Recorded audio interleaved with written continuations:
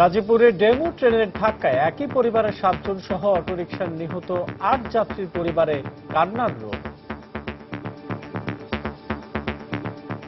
ট্রেনের মধ্যে ওই সিএনজিটা বাজানো অবস্থায় আছে, তখন অনেকে মিলে এই সিএনজিটাকে আমরা ছুটাইলাম। ভুলে সে আরেক জায়গা দিয়া যাই দেখে যে ওই জায়গায় কোনো ক্রসিং নাই, না যাওয়ার কারণে সে ট্রেন লাইনের উপরে সিএনজিটা উঠে দেওয়ার পরে সিএনজির স্টার্ট বন্ধ হয়ে যায়। ঢাকা টাঙ্গাইল মহাসড়কে বাসাইলে বাস খাদে পড়ে 8 জনের মৃত্যু। এ নিয়ে একদিনে সারা দেশে মারা গেল 22 জন। গাড়ি অ্যাক্সিডেন্টের সংবাদে আমার টাঙ্গাইল থেকে 4টা গাড়ি স্পটে পৌঁছে 6টা মৃতদেহ উপরে উদ্ধার করে এবং 5 জন জীবিত উদ্ধার করে সদর হাসপাতালে পৌঁছে যেতেছে।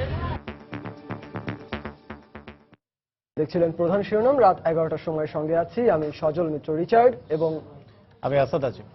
এবারে অন্যান্য শীর্ষ সংবাদ। সন্ত্রাসবাদে জিরো টলারেন্স নীতি নেয়ায় দেশে শান্তি প্রতিষ্ঠিত হয়েছে। আইন শৃঙ্খলা রক্ষাকারী বাহিনীগুলোকে আরো আধুনিকায়ন করছে সরকার, বললেন প্রধানমন্ত্রী। বকশীবাজারের বিশেষ আদালতে দুর্নীতির 2 মামলায় হাজিরা দিলেন বেগম জিয়া। সাক্ষী জেরার পরবর্তী দিন 3 আগস্ট। খাবারে রাসায়নিকের ব্যবহারে বাড়ছে স্বাস্থ্য ঝুঁকি, নীরব গণহত্যা, বলছেন বিশেষজ্ঞরা। সমন্বিত কর্মসূচি নেওয়ার আশ্বাস মন্ত্রী। জাফলংয়ে বেড়াতে গিয়ে নদীতে গোসল করতে নেমে নিখোঁজ 2 কলেজ ছাত্রের খোঁজ মেলেনি এখনো। কাল আবারও শুরু হবে উদ্ধার কাজ। এবং বৃষ্টি বিঘ্নিত চট্টগ্রাম টেস্টে বাংলাদেশের বিপক্ষে 17 রানে পিছিয়ে দক্ষিণ আফ্রিকা। তৃতীয় দিন শেষে প্রোটিয়াদের সংগ্রহ বিনা উইকেটে 61 রান।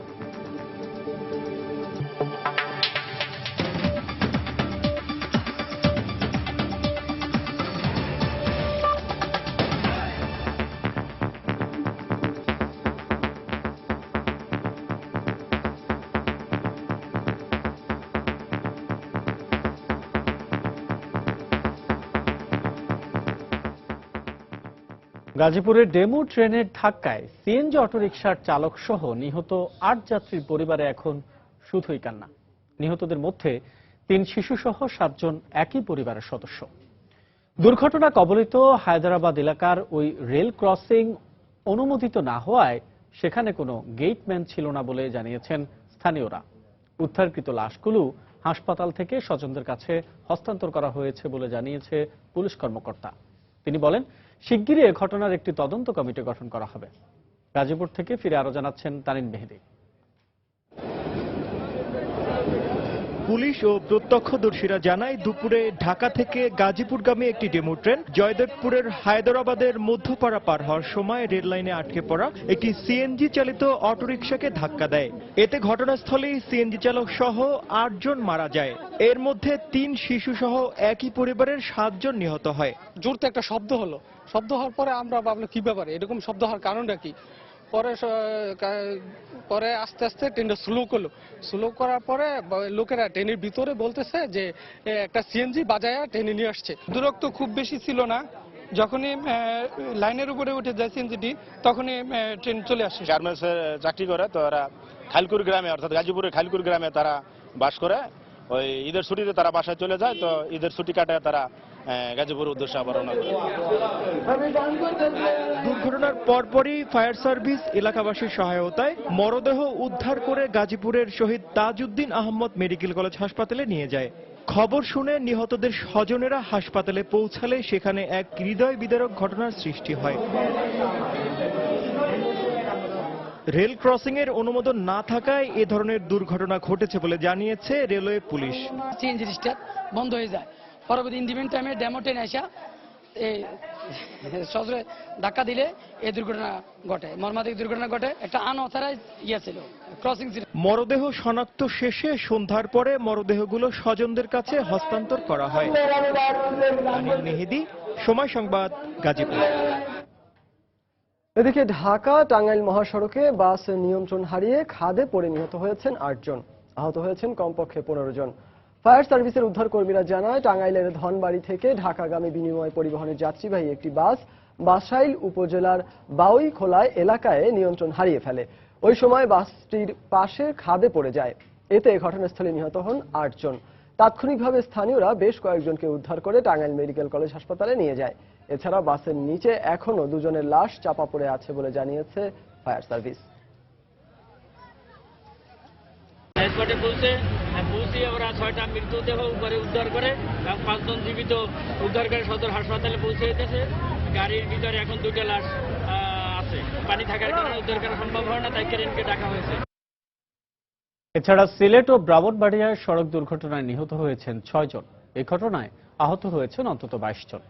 সকালে ব্রাহ্মণবাড়িয়া থেকে সিলেটগামী যুগান্তর এক্সপ্রেসের বাসটি ওসমানীনগর উপজেলার ব্রাহ্মণগ্রাম এলাকায় নিয়ন্ত্রণ হারিয়ে ফেলে। এ সময় রাস্তার পাশের একটি খাদে পড়ে যায়। এতে ঘটনাস্থলেই 2 নারীসহ 3 জন নিহত হন। এ সময় আহত হন আরও 20 যাত্রী।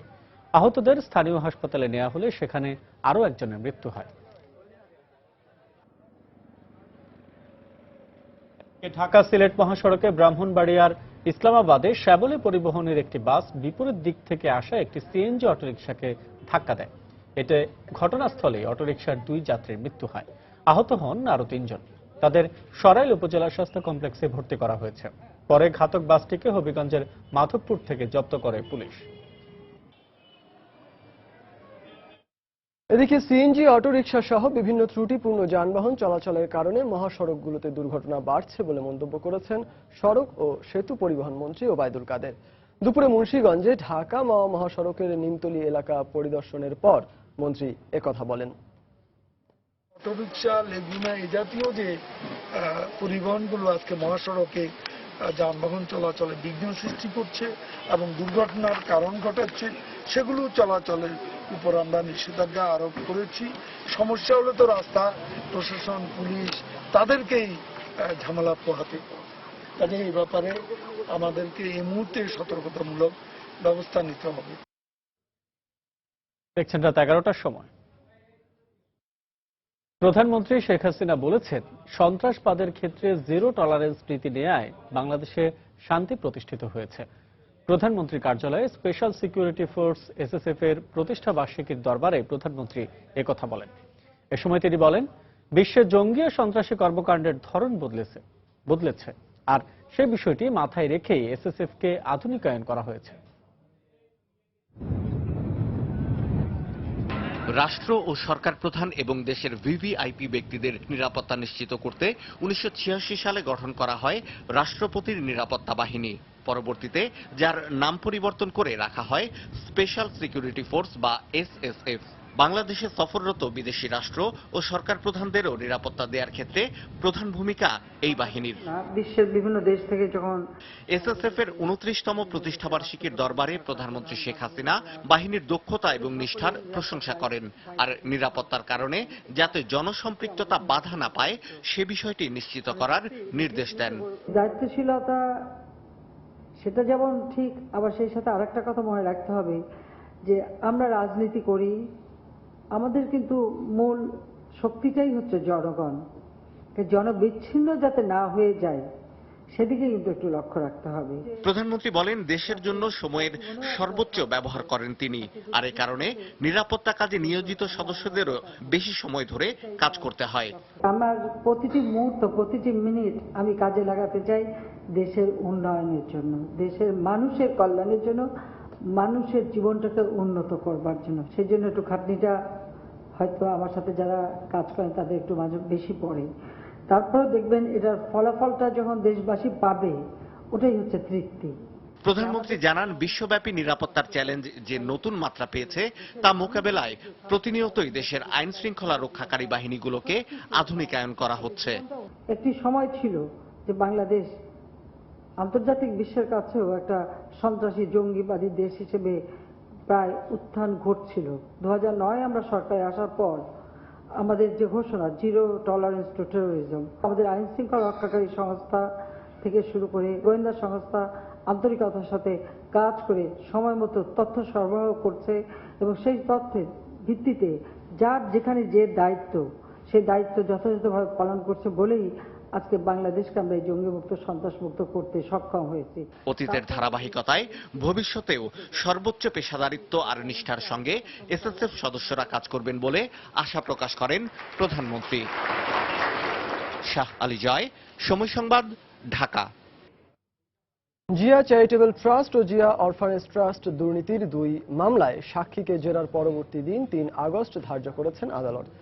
চ্যারিটেবল ট্রাস্ট মামলায় আংশিক জেরা শেষে বেগম জিয়ার আইনজীবীদের আবেদনের পরিপ্রেক্ষিতে অরফানেজ ট্রাস্ট মামলার কার্যক্রম মুলতবি করেন আদালত।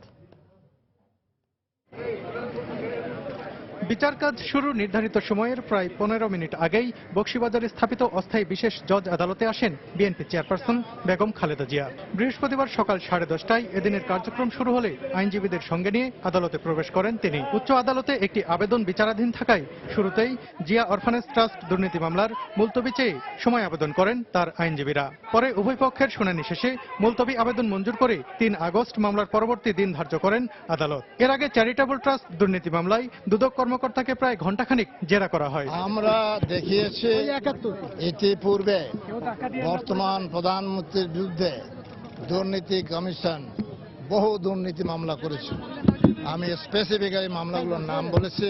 আমরা মনে করছি দীর্ঘদিন পর এই মামলাগুলি আমরা সঠিকভাবে আমরা অতি সুন্দরভাবে আদালতের সুষ্ঠু পরিবেশ রেখে আমরা মামলাটা শেষ করতে পারবো, সেই পথে আমরা এগোচ্ছি। বেগম জিয়ার বিরুদ্ধে অর্থ আত্মসাতের মামলা দায়ের করা হয়নি বলে জেরাকালে দুদক কর্মকর্তার করা মন্তব্যের উদ্ধৃতি দিয়ে তার আইনজীবীরা বলেন, এই বক্তব্যই প্রমাণ করে মামলাটি উদ্দেশ্য প্রণোদিত। এই মামলার বাদী স্বীকার করেছে এই মামলায় কোনো আত্মসাতের ঘটনা ঘটে নাই এবং এই মামলায় সরকারের কোনো অর্থ ব্যয় হয় নাই। অতএব দুর্নীতি দমন কমিশনের অ্যাক্টের 5(2) ধারায় যে প্রতিপত্ত দরকার এখানে সেটা নাই এবং রাজনৈতিক উদ্দেশ্যে এই মামলাটি করা হয়েছিল। তবে বেগম জিয়ার আইনজীবী ও জেরার প্রেক্ষিতে বাদীর দেয়া বক্তব্যের ব্যাখ্যা দেন দুদকের আইনজীবীরা। নিজে লাভবান হওয়ার জন্য তার 2 পুত্র তারেক রহমান এবং আরাফাত রহমান কোকোকে লাভবান করার জন্য তিনি এই ট্রাস্টের অর্থগুলি আত্মসাৎ করেছেন। যে সমস্ত ব্যক্তিদের কাছ থেকে টাকা পয়সা নিয়েছেন সেই নেওয়াটা বৈধ ছিল না। এই অবৈধ লেনদেনের অর্থ আত্মসাৎ করার কারণে এই মামলাটা তৈরি হয়েছে। এ 2 দুর্নীতি মামলার 69 কার্যদিবসের মধ্যে এ নিয়ে মোট 11 বার আদালতে হাজির হলেন বিএনপি চেয়ারপারসন বেগম খালেদা জিয়া। সালাউদ্দিন সুমন, সময় সংবাদ, ঢাকা। জাতির জনক বঙ্গবন্ধু শেখ মুজিবুর রহমানকে আগামী প্রজন্মের কাছে তুলে ধরার পাশাপাশি তার মৃত্যুবার্ষিকী সার্বজনীনভাবে পালনে গণমাধ্যমের ভূমিকা রাখার আহ্বান জানিয়েছেন আওয়ামী লীগের সাধারণ সম্পাদক ও জনপ্রশাসন মন্ত্রী সৈয়দ আশরাফুল ইসলাম। দুপুরে রাজধানীর ধানমন্ডিতে আওয়ামী লীগ সভানেত্রীর কার্যালয়ে গণমাধ্যমের শীর্ষ ব্যক্তিদের সাথে এক আলোচনা সভায় তিনি এই আহ্বান জানান। এ সময় তিনি আরো বলেন, স্বাধীন বাংলাদেশের স্থপতি বঙ্গবন্ধুর প্রতি দল মত নির্বিশেষে সবার যথোপযুক্ত সম্মান জানানো উচিত। শেখ মুজিবুর রহমানের 40তম মৃত্যুবার্ষিকী উপলক্ষে আওয়ামী লীগ 40 দিনব্যাপী কর্মসূচি পালন করবে বলেও জানান সৈয়দ আশরাফ। এবার যেহেতু 40তম শাহাদাত বার্ষিকী, সেখানে আপনাদের চ্যানেলে অনুরোধ করুন, আপনারা আপনাদের মতো করে আপনারা বঙ্গবন্ধুকে তুলে ধরেন এবং সেই ক্রিয়েটিভ আপনার জিনিয়াস আপনাদের কাছে আছে। সুতরাং আমি আশা করি যে আপনার এই জাতীয় শোক দিবস উপলক্ষে যে আপনারা প্রোগ্রামগুলি করবেন, আমি বিশ্বাস করি যে আপনারা ইনোভেটিভ হবেন এবং আমরা সবাই আপনাদের এই বিভিন্ন প্রোগ্রাম থেকে আমরা বঙ্গবন্ধুকে আবার নতুন করে তুলব। আইনমন্ত্রী অ্যাডভোকেট আনিসুল হক বলেছেন, কাউকে বিশেষ সুবিধা দেওয়ার জন্য নয়, বরং সেসব কর্মচারীর বিরুদ্ধে প্রশাসনিক ব্যবস্থা নেওয়ার জন্যই কর্মকর্তা কর্মচারী আইন 2015 এর খসড়া অনুমোদন দেওয়া হয়েছে। সকালে রাজধানীর বিচার প্রশাসন ও প্রশিক্ষণ ইনস্টিটিউটে এ সহকারী জেলা জজদের এক প্রশিক্ষণ কর্মশালার উদ্বোধন শেষে সাংবাদিকদের তিনি একথা বলেন। এ সময় আইনমন্ত্রী জানান, সিলেটের শিশু রাজন হত্যার বিচার দ্রুত করার জন্যই আগামী 3-4 দিনের মধ্যে আসামিদের বিরুদ্ধে অভিযোগপত্র দেয়া হবে।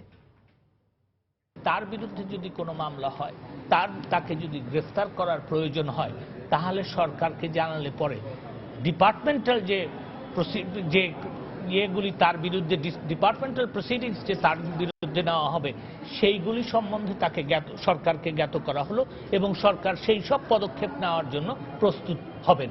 এখানে কোনো প্রিভিলেজ দেওয়া হচ্ছে না। তাই আমি বলবো যে এইটা নিয়ে যে বিতর্ক হচ্ছে সেটা খুব আমার মনে হয় অমূলক। রাত 11টার সময় আরো থাকছে, হেড কাউন্টিং থেকে বাদ পড়েছেন কুড়িগ্রামের ছিটমহলের অনেক অধিবাসী, নাগরিকত্ব নিয়ে জটিলতায় পড়ার শঙ্কা।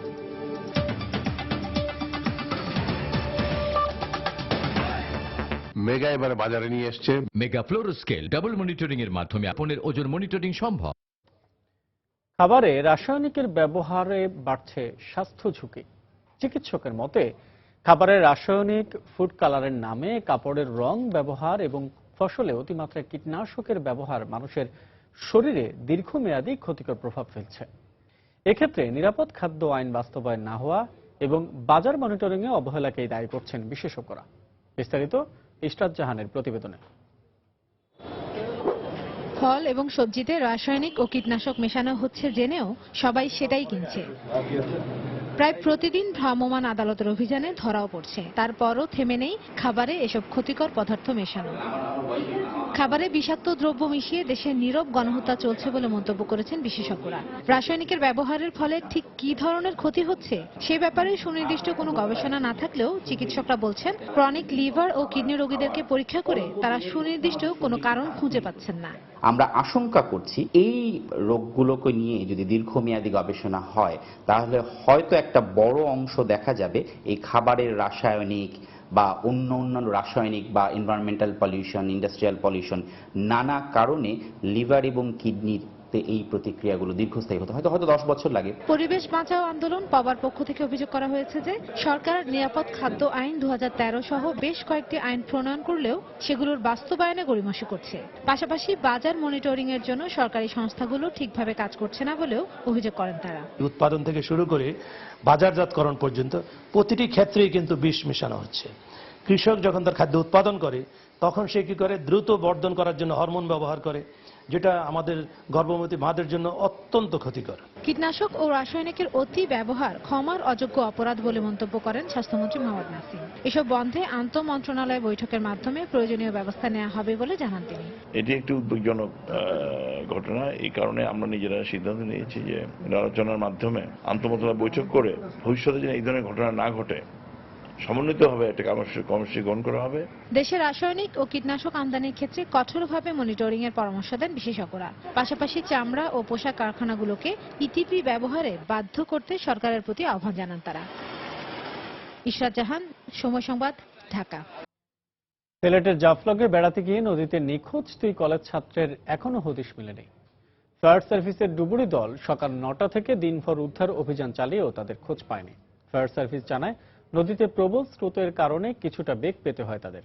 2টি নৌকায় নদীর বিভিন্ন পয়েন্টে 5 সদস্যের ডুবুরি দল উদ্ধার অভিযান চালায়। নিখোঁজদের বন্ধু ও স্বজনরা জানায় সবাই একসাথে সাঁতার কাটতে নামলে 4 জন নদীর স্রোতে ভেসে যায়। এ সময় 2 জন তীরে উঠে এলেও অন্ত ও সবুজ নামে বাকি 2 বন্ধুকে আর খুঁজে পাওয়া যায়নি। এদিকে এ খবর পৌঁছানোর পর থেকে শঙ্কায় রয়েছেন নিখোঁজদের স্বজনরা।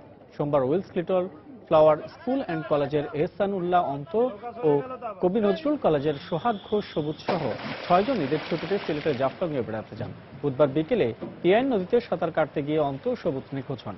নিখোঁজ 2 জন দ্বাদশ শ্রেণীর ছাত্র, ঢাকার ওয়ারির বাসিন্দা বলে জানা গেছে। 4 জন গেছে, 2 জনকে উদ্ধার করা হয়েছে। একজন ওই মাঝি নৌকার বইটা হালাইছে, বইটা নিয়ে ধরে উঠছে, আর একজন লোক দেখছে সাঁতার কাটতেছিল, ওকে ধরে নিয়ে আসছে। শুনে সে ঢাকা থেকে আমরা বুঝতে পারছি আমরা ওয়ারি অবস্থায় থাকি, ওয়ারিতে থাকি।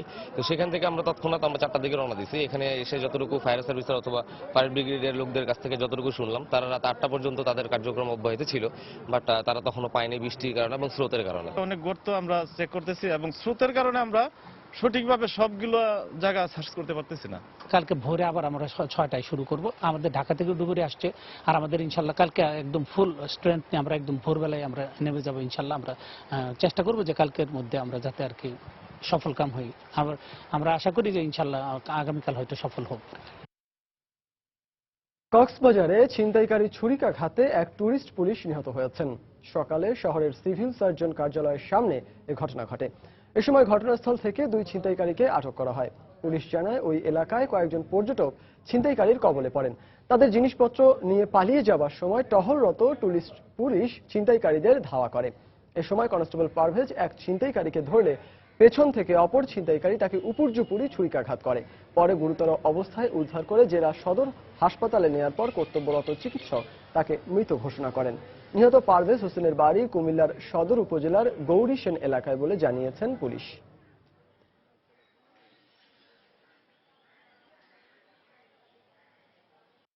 গলার ভিতরে চাকু ধরে পাড় দেখানোর ভয় দেওয়া, সব ব্যাগ টাকা যা আছে মোবাইল সব কিছু নিয়ে গেছে। পুলিশ সদস্যরা তাদের ছিনতাইকারী দুইজনকে ধরতে পারে আর কি।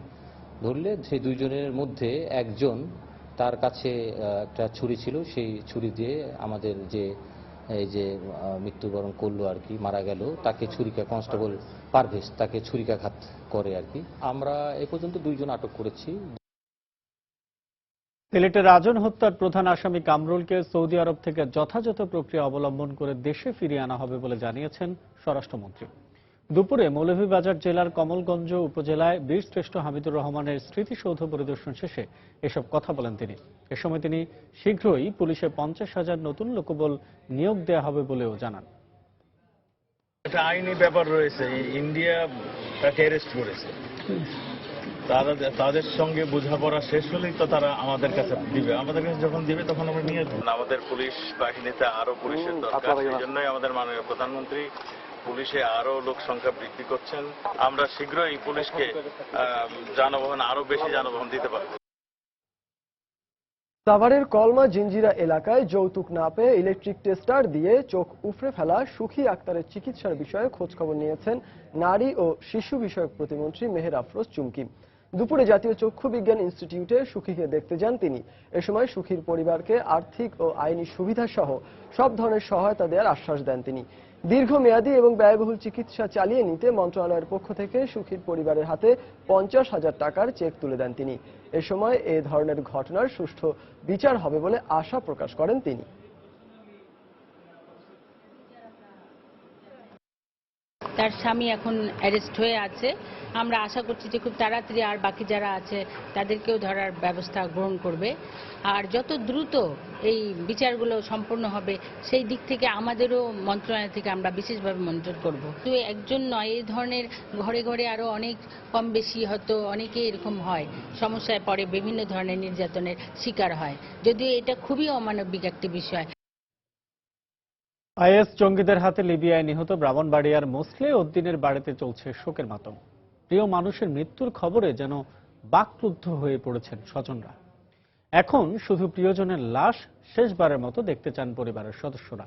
ব্রাহ্মণবাড়িয়া থেকে উজ্জ্বল চক্রবর্তী তথ্য এবং জুয়েলুর রহমানের ছবি নিয়ে ডেস্ক রিপোর্ট। পরিবারে সচ্ছলতা ফিরিয়ে আনতে 2008 সালে সুদানে পাড়ি জমান ব্রাহ্মণবাড়িয়ার নাসিরনগর উপজেলার মোসলে উদ্দিন। পরে 2012 সালে লিবিয়া যান তিনি। গত 21 জুলাই লিবিয়ার একটি শহরে আইএস জঙ্গিদের গুলিতে তিনি নিহত হন বলে দাবি মোসলে উদ্দিনের পরিবারের। মৃত্যুর খবরটি তার পরিবার এবং সময় সংবাদকে জানান লিবিয়া প্রবাসী রফিক উদ্দিন।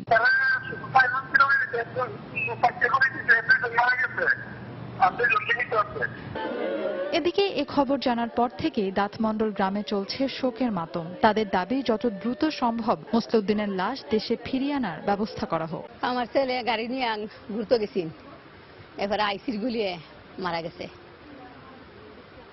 হ্যাঁ, 2 জন মারা গেছে, 2 জন বাচ্চা আছে। 2 জন আয়া আমার রফিক, আমার ছেলের বন্ধু, সবসময় আমার ছেলের পাশে থাকতো। আর রফিকের কাছে এই 2 জনে কইছে 4 জনের মধ্যে 2 জন মারা গেছে আর 2 জন বাঁচছে। তো এদের মাধ্যমে আমরা নিশ্চিত হই যে ওরা মারা গেছে। তো আমরা তো আর কিছু করতে পারতাম না, আমরা সাধারণ মানুষ।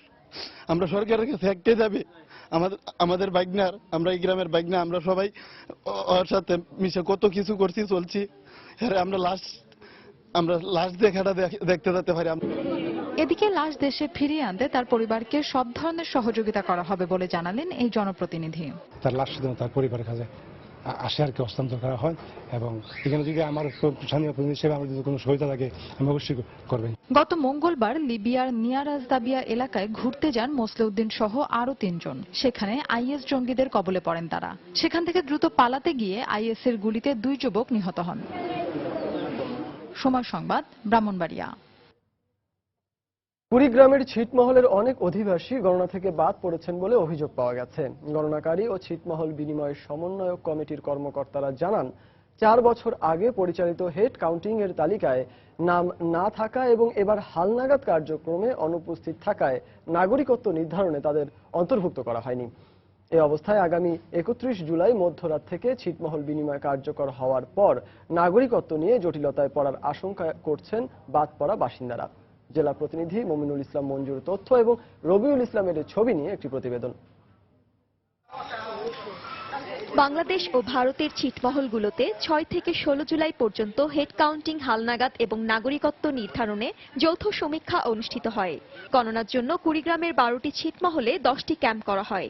ক্যাম্পগুলোতে হেড কাউন্টিং হালনাগাদ করতে এসে অনেক বাসিন্দা হতাশ হয়েছেন। 2011 সালের জুলাই মাসে পরিচালিত হেড কাউন্টিং এর সময় বাড়িতে না থাকায় তালিকাভুক্ত হতে পারেননি অনেকে। ছিটমহলের স্থায়ী বাসিন্দা হওয়া সত্ত্বেও ওই তালিকায় নাম না থাকায় নাগরিকত্ব নির্ধারণে তাদের মতামত নেওয়া হয়নি। এতে নাগরিকত্ব নিয়ে সংশয়ে পড়েছেন তারা। 11 সালে যখন জরিপটা হয়েছিল তখন আমি বাড়ি ছিলাম না, আত্মীয়র বাড়িতে গেছি। পরে আসি দেখি আমার নাম নাই, বর্তমানেও দেখি নাম নাই। পরিবারের নাম আমার নাম ঢোকার জন্য আমরা অনেক চেষ্টা করছি, কিন্তু পারি নাই। সেই জন্য আমরা খুব চিন্তিত। হেড কাউন্টের নাম আমার ওঠে নাই, এখনো আমার এবার তো নাম নাই, এখন তো কি হবে তাকে আমি জানি না। এবার 12টি ছিটমহলে হেড কাউন্টিং এ বাদ পড়া বাসিন্দাদের সংখ্যা 9 শতাধিক বলে জানান ভারত বাংলাদেশ ছিটমহল বিনিময় সমন্বয় কমিটির বাংলাদেশ ইউনিটের এই কর্মকর্তা। 31 জুলাইয়ের পরে এরা কোন দেশের নাগরিক হবে তাদের মতামত পাওয়া যায় নাই, অতএব এ বিষয় নিয়ে আমরা খুব আশঙ্কাগ্রস্ত। এদিকে গণনাকারীরা বলছেন 2011 সালের হেড কাউন্টিং এ বাদ পড়া অধিবাসীরা এবারের হেড কাউন্টিং এ হালনাগাদ কার্যক্রমে উপস্থিত হলেও নিয়ম না থাকায় তাদের অন্তর্ভুক্ত করা হয়নি। 2011 সালে কিছু সংখ্যক লোক হেড কাউন্টিং এ বাদ পড়েছিল। সেই সমস্ত লোক আইনের পরিপন্থী হওয়ায় আমাদের কোনো স্কোপ না থাকায় আমরা তাদের নামে অন্তর্ভুক্ত করতে পারিনি। বাদ পড়াদের তালিকায় অন্তর্ভুক্ত করার সুযোগ দেওয়ার পাশাপাশি হালনাগাদে যারা উপস্থিত হতে পারেননি তাদের জন্য সময় বাড়াতে দুদেশের সরকারের প্রতি অনুরোধ জানান ছিটমহল বিনিময় সমন্বয় কমিটির শীর্ষ এই কর্মকর্তা। যে লোকগুলো তালিকার বাইরে থেকেছে কিন্তু ছিটমহলের নাগরিক, তাদের অন্তর্ভুক্তির সুযোগ দেওয়া। একই সঙ্গে বর্তমান যে তালিকা ধরে জনগণনাটি হচ্ছে অনেকেই কিন্তু আসতে পারেনি, তাদেরকেও অন্তর্ভুক্তির জন্য একটা সময় বাড়িয়ে দিয়ে একটা সুযোগ সৃষ্টি করাটা উচিত হবে।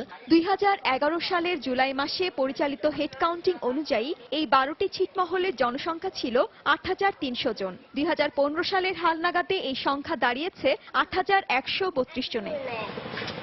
সময় সংবাদ, কুড়িগ্রাম।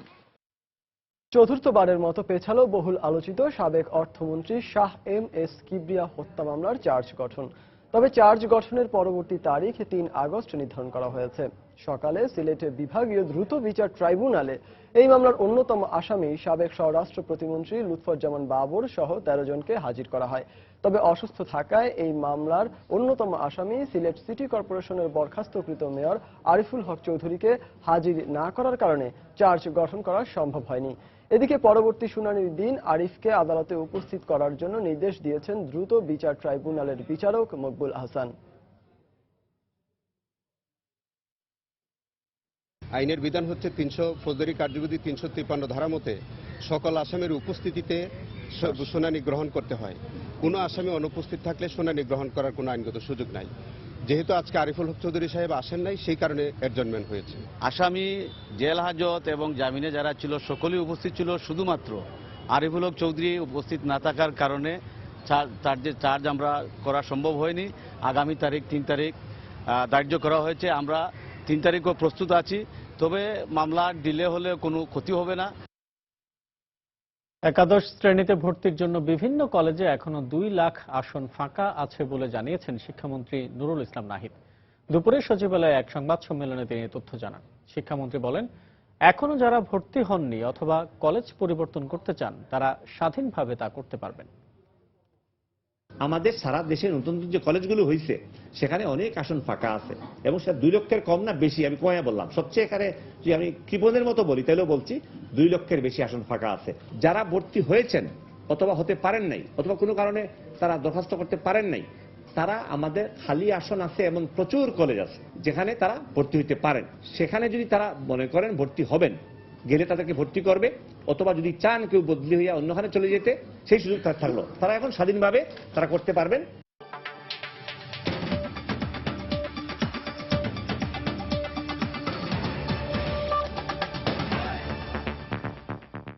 ইরাকের বাগদাদে গাড়ি বোমা হামলার দায় স্বীকার করেছে জঙ্গি গোষ্ঠী আইএস। শিয়া অধ্যুষিত আল সুরতা আল রাব্বা এলাকায় বোমা বিস্ফোরণে 20 জন নিহতের একদিন পর বৃহস্পতিবার অনলাইনে প্রকাশিত এক বিবৃতিতে ওই হামলায় নিজেদের সম্পৃক্ততার কথা জানায় ইসলামিক স্টেট। আল জাজিরার এক প্রতিবেদনে বলা হয়, বুধবার বাগদাদের বিভিন্ন স্থানে সিরিজ বোমা হামলায় অন্তত 37 জন নিহত হয়, আহত হয় অর্ধশতাধিক মানুষ।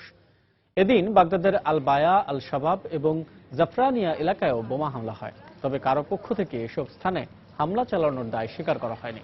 এর আগে বুধবার ফালুজা শহরে আইএসের আত্মঘাতী বোমা হামলায় 22 জন ইরাকি সেনা নিহত হন। এদিকে আনবার ও সালাউদ্দিন প্রদেশে আইএস বিরোধী অভিযানে অর্ধশতাধিক জঙ্গি নিহত হয়েছে। ইরাকের এমন অস্থিতিশীল পরিস্থিতির মধ্যেই বৃহস্পতিবার বাগদাদ সফরে আসেন মার্কিন প্রতিরক্ষা মন্ত্রী অ্যাশটন কার্টার। যুক্তরাষ্ট্রের ক্যালিফোর্নিয়ায় দ্রুত ছড়িয়ে পড়া দাবানল নিয়ন্ত্রণে কাজ করছে 3 শতাধিক দমকল কর্মী। বুধবার এ দাবানলে পুড়ে যায় নাপা কাউন্টি এলাকার প্রায় 1000 একর বনাঞ্চল। সেখানকার কোল্ড ক্যানিয়ন ল্যান্ডফিল থেকে 3 অভিযাত্রীকে উদ্ধার করে দমকল কর্মীরা। দাবানলের কারণে বন্ধ করে দেওয়া হয়েছে স্থানীয় মহাসড়ক। আগুন নিয়ন্ত্রণে দমকল কর্মীদের পাশাপাশি বিমান থেকে পানি ছিটানো হচ্ছে। নিরাপত্তার কারণে দর্শনার্থী অভিযাত্রীদের জন্য বন্ধ করে দেওয়া হয়েছে এলাকাটি।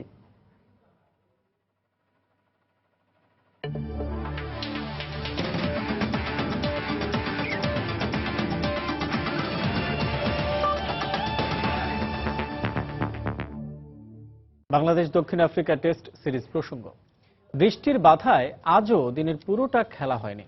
2 ম্যাচ সিরিজের প্রথম টেস্টের তৃতীয় দিন শেষে স্বাগতিক বাংলাদেশের চেয়ে 17 রানে পিছিয়ে আছে সফররত দক্ষিণ আফ্রিকা। টাইগারদের প্রথম ইনিংসে 326 রানের জবাবে দিন শেষে নিজেদের দ্বিতীয় ইনিংসে তাদের সংগ্রহ বিনা উইকেটে 61 রান।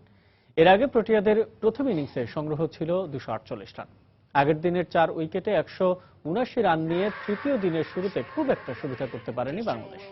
দিনের শুরুতে ব্যক্তিগত 28 রানে স্টেইনের শিকার হন অধিনায়ক মুশফিক।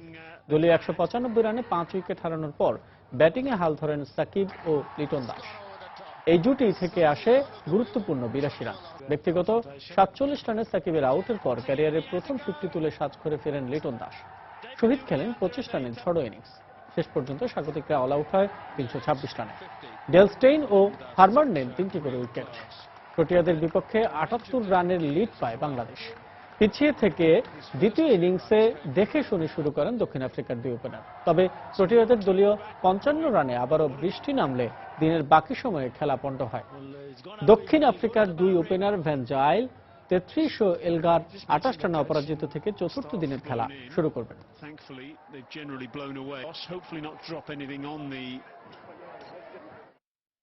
রাত 11টার সময় এ পর্যায়ে শীর্ষ সংবাদ জানিয়ে দিচ্ছে আরো একবার। গাজীপুরে ডেমু ট্রেনের ধাক্কায় একই পরিবারের 7 জন সহ অটোরিকশার নিহত 8 যাত্রীর পরিবারে কান্নার রোল। ঢাকা টাঙ্গাইল মহাসড়কে বাসাইলে বাস খাদে পড়ে 8 জনের মৃত্যু। সন্ত্রাসবাদের জিরো টলারেন্স নীতি নিয়ে দেশে শান্তি প্রতিষ্ঠা হয়েছে। আইন শৃঙ্খলা রক্ষাকারী বাহিনীগুলোকে আরো আধুনিকায়ন করছে সরকার, বললেন প্রধানমন্ত্রী। বকশীবাজারের বিশেষ আদালতে দুর্নীতির 2 মামলায় হাজিরা দিলেন বেগম জিয়া। সাক্ষী জেরার পরবর্তী দিন 3 আগস্ট। জাফলংয়ে বেড়াতে গিয়ে নদীতে গোসল করতে নেমে নিখোঁজ 2 কলেজ ছাত্রের খোঁজ মেলেনি এখনো। কাল আবারও শুরু হবে উদ্ধার কাজ। এবং বৃষ্টি বিঘ্নিত চট্টগ্রাম টেস্টে বাংলাদেশের বিপক্ষে 17 রানে পিছিয়ে দক্ষিণ আফ্রিকা। তৃতীয় দিন শেষে প্রোটিয়াদের সংগ্রহ বিনা উইকেটে 61 রান। দর্শক, এই ছিল রাত 11টার সময়। যে কোনো খবর পেতে ভিজিট করুন সময়নিউজ.tv। সঙ্গে থাকুন সময়।